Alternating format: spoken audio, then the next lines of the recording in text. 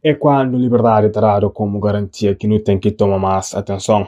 É para aquele problema ali que nova campanha de Amnistia Internacional está alerta para não haja modo que liberdade de expressão e de manifestação está ameaçado cada vez mais no mundo. Campanha Protege a Liberdade cria apoio a movimento social que está promove protestos pacíficos nos últimos anos e o objetivo é luta contra a normalização de repressão. A organização está recordando de grandes manifestações no mundo, como Black Lives Matter, Me Too ou protestos contra a alteração climática, e está fazendo lembra, de modo que naquele lugar que as manifestações responderam com repressão policial e violência.